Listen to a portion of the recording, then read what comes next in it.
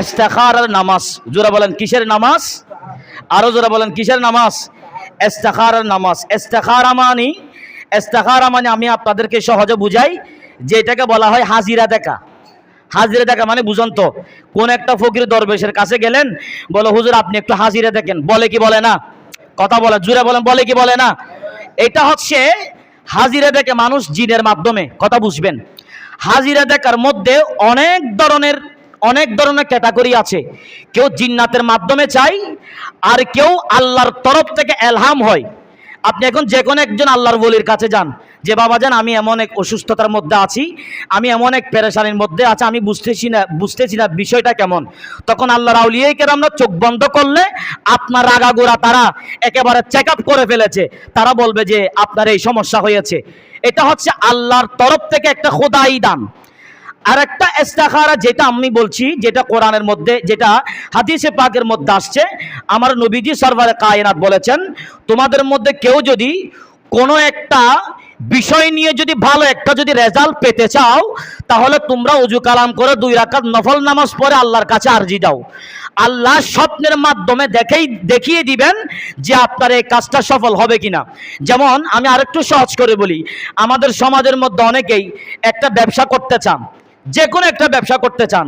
এই ব্যবসাটা করার আগে মানুষ 10 বার ভাবে কি ভাবে না, যে আমি একটা দোকান দিতে চাচ্ছি, এই দোকানটা আমি এই জায়গার মধ্যে দিব।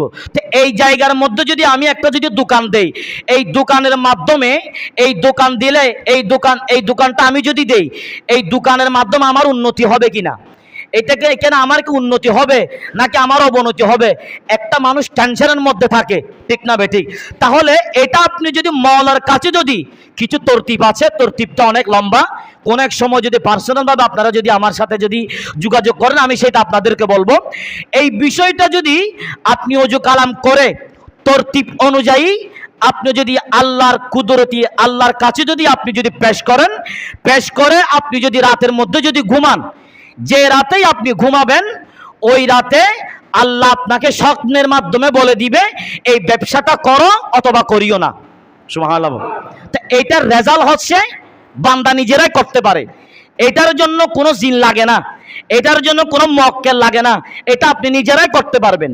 অনেক আলেম ওলামারা বলেন যে হুজুর আমার জন্য একটু ইস্তেখারা করবেন। ইস্তেখারা মানে হুজুর ওযু কালাম করে তরতিব অনুযায়ী কিছু দোয়া দুরূদ পাঠ করলো, তার মা বাবার নাম সহ বলে হুজুর ঘুমাইলেন, ঘুমানোর পর রেজাল্ট পাবে, সকালবেলা সে রেজাল্ট পাবে যে এই কাজটা করলে তার ভালো হবে কিনা। এটা হচ্ছে দীর্ঘ সময় লেগে যাওয়া। তো দীর্ঘ সময় লেগে যাওয়া এটা একেবারে শরীয়তের পরিপন্থী নয়, এটা একেবারে জায়েজ, এটা 100% জায়েজ।